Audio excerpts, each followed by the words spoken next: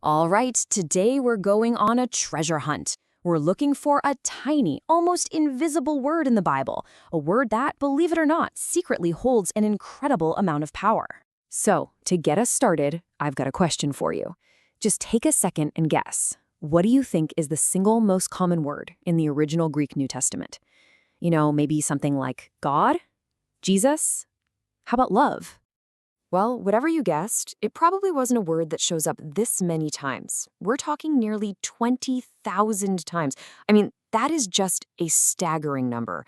It's in pretty much every sentence. So what could it possibly be? And there you have it. The word is the. Okay, I know. It probably feels a little anticlimactic, right? But you've got to stick with me on this, because the Greek word for the, ho, that's pronounced ho, is so much more than meets the eye.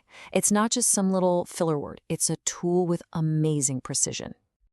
So to understand what it does, let's start with a really simple but powerful metaphor, the spotlight. This word, ho, is what we call the Greek definite article.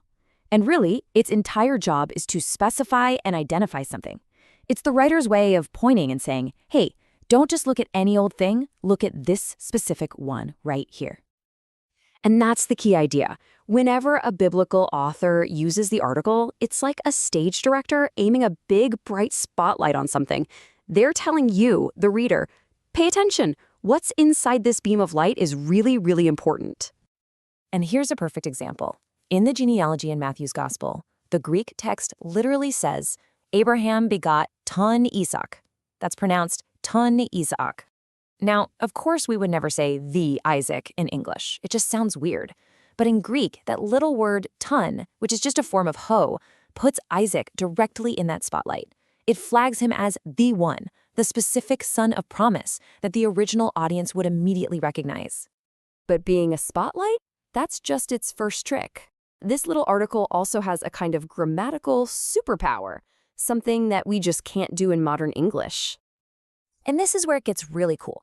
In Greek, you can take a describing word, an adjective like good or meek, and just by putting the article in front of it, you instantly transform that idea into a concrete thing, a noun.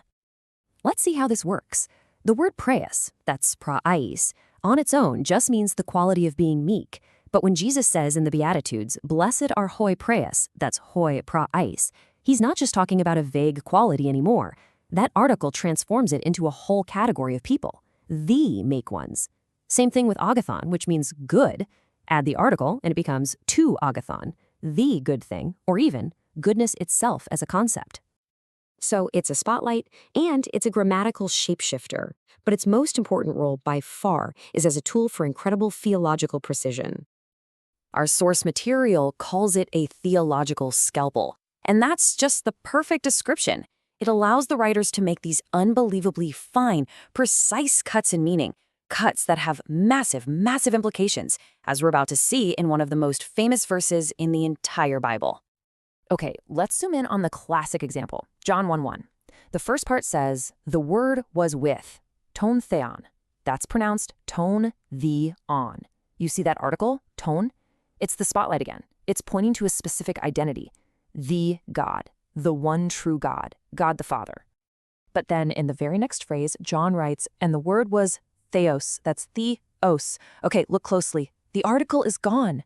John deliberately chose not to use it here. Why? Because by removing the article, he shifts the entire meaning. He's no longer talking about who the word is, but what the word is, his essential nature. This right here is the theological scalpel at work.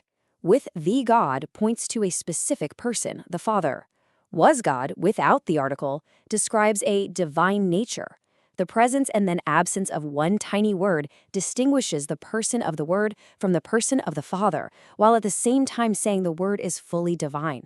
It's an absolutely breathtaking piece of theological precision that has been at the very heart of Christian belief for 2,000 years. So all of this brings up a really practical question.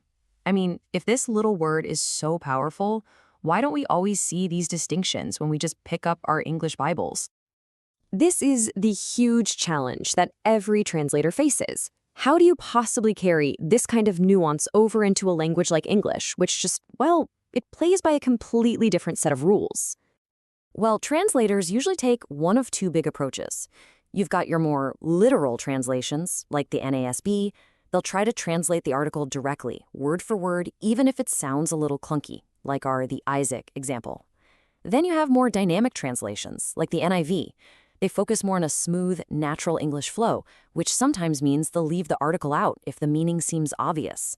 So there's always this trade-off between word-for-word precision and thought-for-thought clarity. But here's why all this matters. Learning to spot where this article is and where it isn't is like upgrading your Bible reading from standard definition to high definition. It's not going to change the overall picture, but it makes the details, the nuances, and the author's original intent pop with so much more clarity. So we'll leave you with this thought to chew on. If a single tiny word like the can carry this much theological weight, just imagine what other profound truths might be waiting for us, hidden in plain sight, just beneath the surface of the text.